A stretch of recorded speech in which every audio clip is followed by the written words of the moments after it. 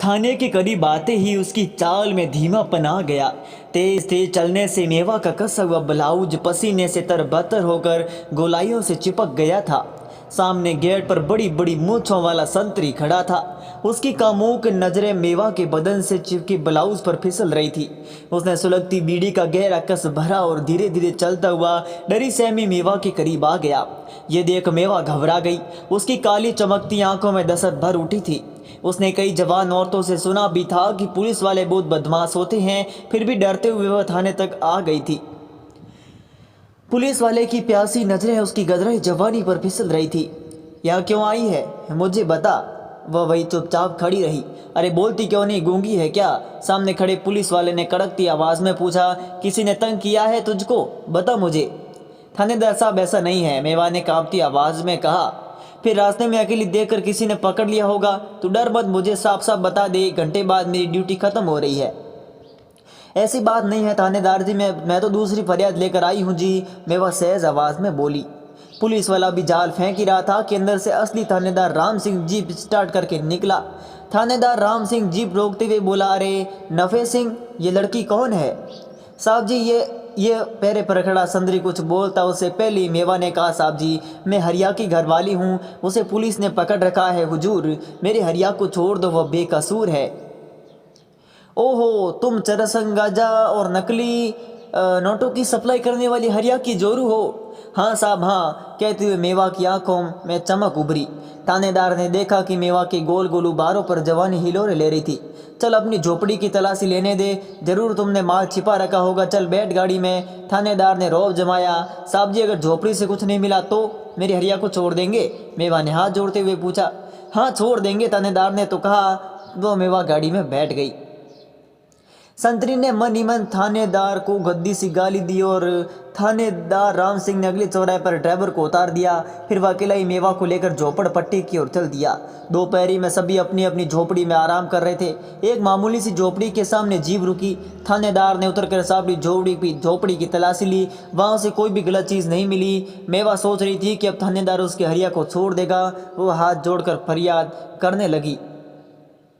देख छोकरी, ये दुनिया कुछ ले देकर चलती है। तुम अगर अपनी हरिया को छुड़ाना चाहती हो तो इन पर से पर्दा उठा दो। राम सिंह का संकेत उसके कसे उबारों की तरफ था।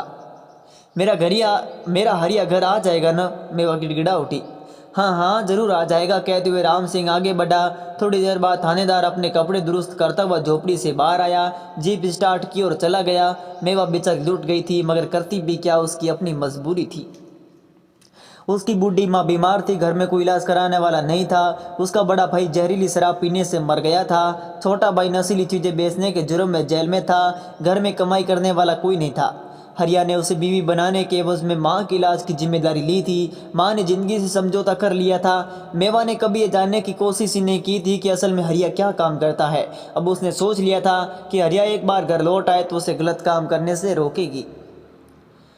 आज जो कुछ हुआ मेवा से बुरा सपना समझकर भूलना चाहती थी। मेवा भूखी प्यासी पति को छुड़ाने के लिए मारी मारी फिर रही थी। उसने हाथ जोड़े, पैर पकड़े, फिर भी थानेदार ने उसे मजबूर कर दिया था। मेवा अगली सुबह तड़के थाने के गेट पर पहुंच गई। उस समय पैरे पर दूसरा संतरी खड़ा था। मेवा ने महसूस किया कि उसकी भी कामुक निगाहें उसके उबारों पर फिसल रही है, लेकिन वह बेपरवाह होकर आगे बढ़ी। उसने तो बड़े थानेदार से बात कर रखी थी, कल उसकी झोपड़ी में कैसे मेमिया रहा था।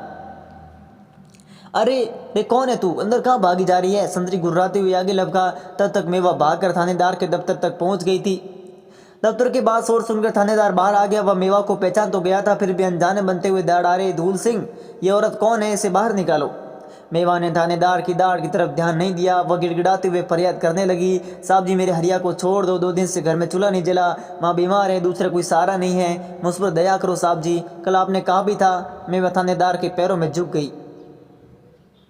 अरे भैया शोर न करो, ये थाना है, मैं कोशिश करके देखता हूँ, मेरे ऊपर भी अफसर है, थानेदार राम सिंह कहते हुए दफ्तर में घुसा। तभी फोन की घंटी गनगना उठी।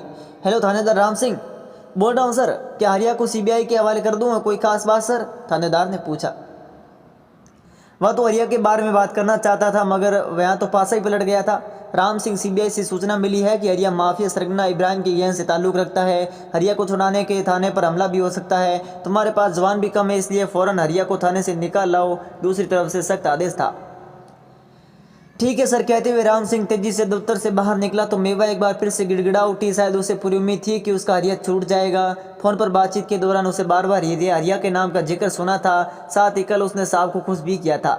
अरे धूल सिंह, उसे धक्के मारकर गेट से बाहर निकाल दे, हम इसके बाप के नौकर थोड़े ही हैं। पहले तो अंडरवर्ल्ड के लिए काम करते हैं, फिर हाथ पैर जोड़ते हैं, राम सिंह ने सामने खड़े सिपाही से कहा।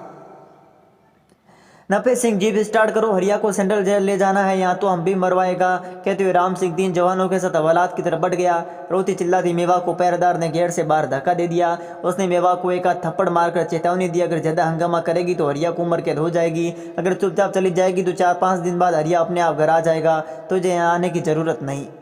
बेचारी मेवा लूटी पीटी रोसत सिसकती हुए गेट से बाहर निकाल दी गई थी। पुलिस मददगार के बजाय दुश्मन बन गई थी। हरिया ने भी इसे धोखा दिया था। अगर उसे अपराध करना था तो मेवा को जिंदगी के सपने दिखाने और उसकी बीमारी माँ की जिम्मेदारी लेने की क्या ज़रूरत थी। मेवा को थानेदार और हरिया में कोई फ़र्क नज़र नहीं आ रहा था। दोनों ने उसे धोखा दिया था, दोनों ने उसकी जवानी को लूटा और गुम हो गए।